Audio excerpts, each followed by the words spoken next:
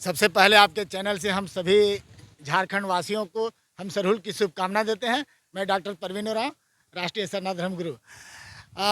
ये बैठक जो चल रही है, ये सरहुल की तैयारी को भव्य बनाने के लिए हम लोग बैठक कर रहे हैं। और ये पिछले बार पेपर में आया कि भाई भारत के 5 बड़े धार्मिक जुलूस में ये एक सरहुल जुलूस भी एक है। हम लोग इसको एक और भी भव्य बना रहे हैं और हर एक मौजा मौजा में जाके इसकी तैयारी को और भव्य बनाने के लिए कर रहे हैं। और इसमें हम लोग बोल रहे हैं कि जितने लोग भी हैं वो लाल पाड़ साड़ी और जो पुरुष हैं वो धोती और कुर्ता पहन के आएंगे और एक पूरी पोशाक के साथ आएंगे।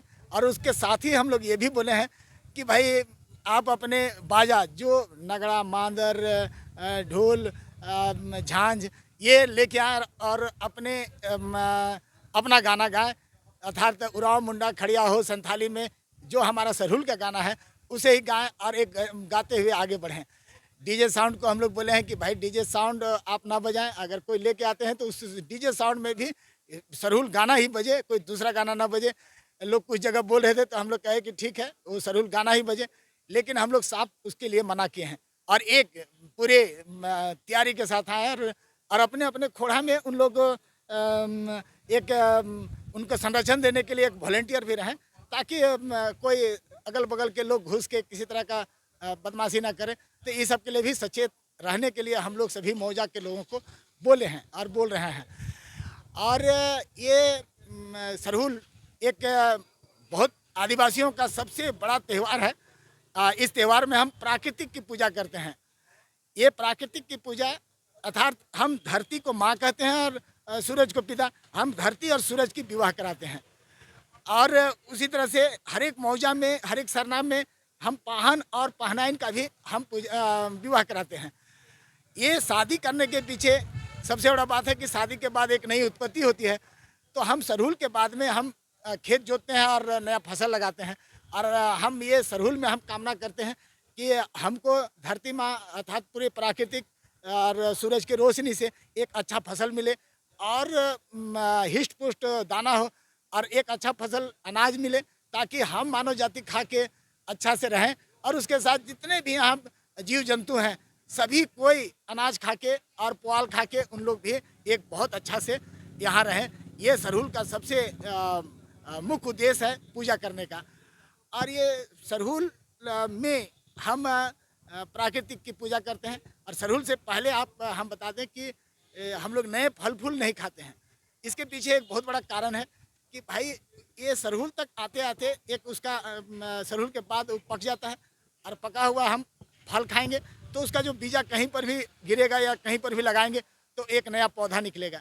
अर्थात हम प्राकृतिक को संरक्षित करना चाहते हैं, इसलिए ये सब नियम हम बनाए हैं। उतना ही नहीं, केकड़ा को ला के रखते हैं तो उसके पीछे हम पूछना चाह रहे थे कि भाई ये केकड़ा को ला के टांग के अब रख देते हैं चूल्हा के ऊपर सुखा के। तो उन्होंने बताया कि जो जानकार लोग बताए कि केकड़ा को जब हम मरा हुआ केकड़ा को हम गुड़ी करते हैं अर्थात उसको हम पूरा तोड़ देते हैं, पूरा हम मसल देते हैं और उसके बाद खेत में लगाते हैं तो उतना केकड़ा पैदा हो जाता है। एक नई बात मैंने जानने का हमको लगा कि मेरे आदिवासी लोग बहुत बड़े खोजी और साइंटिस्ट थे जो कि इस चीज़ को भी खोज के एक इजाफा किए। तो केकड़ा के पीछे यही है कि खेत में अगर केकड़ा रहेगा तो नीचे का मिट्टी को उठा के ऊपर कर देता है, जिससे कि धान का फसल बहुत अच्छा होता है। अर्थात मिट्टी को वो नीचे ऊपर कर देता है, उलट पुलट कर देती है। तो इसलिए दोन में केकड़ा रहना बहुत ज़रूरी है। ये और उसको संरक्षित करने का तरीका हमारे लोग जाने। तो अब ये सबसे बड़ी बात है कि हम प्राकृतिक को कैसे संरक्षित करेंगे, ये कह के हम लोग सारे चीज़ को एक पकने दिए। और ये सरहुल में हम प्राकृतिक रूप से सरहुल का जो त्यौहार जिस दिन मनाते हैं ये नया साल हुआ। प्राकृतिक रूप से पेड़ का पत्ता झड़ जाता है, नया पत्ता आती है, फूल आते हैं, फल आते हैं और ये एक नए रूप से प्राकृतिक में एकदम नए रूप लेके आती है। और महुआ का उसका गाना भी है कि महुआ का फूल जब टपकता है तो धरती बहुत शोभता है। और उसके बाद सखुआ के फूल का भी एक गाना है कि पूरे जंगल में सखुआ का फूल फूल गया, सफ़ेद फूल गया और पूरा जंगल सफ़ेद दिख रहा है और उसके सुगंध से पूरा जंगल मधुमय हो गया है और सुगंधित हो गया है। और ये उसका सुगंध ही अपने आप में है। जब आप जंगल की ओर जाएंगे तो निश्चित तौर से इसका सुगंध आपको मिलता है। और हम यही मेरा जो सरहुल जो हम मनाते हैं, ये सरहुल त्यौहार प्राकृतिक का सबसे बड़ा पूजा है। और इस पूजा के पीछे हम प्राकृतिक को हम संरक्षित करते हैं।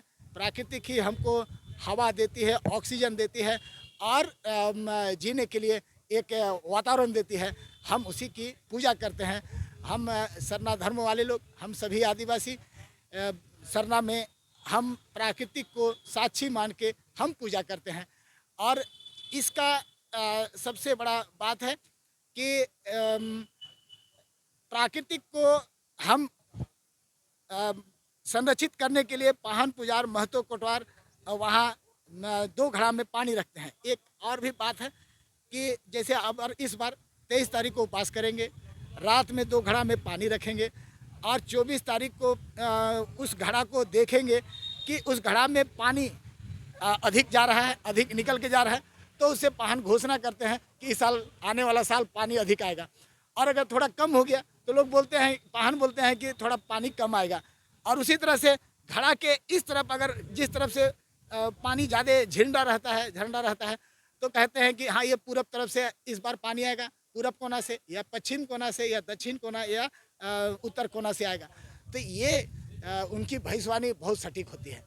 और ये भविष्यवाणी आज से नहीं, बहुत पहले से करते आए हैं और ये पाहनों के द्वारा किया जाता है। और उसमें हम सभी लोग भी देख सकते हैं, सारे लोग देख सकते हैं। ये एक भविष्यवाणी बहुत अच्छा होता है और उसी के अनुसार हमारे किसान भी खेती लगाने के लिए एक अपना समय ढूंढते हैं और करते हैं।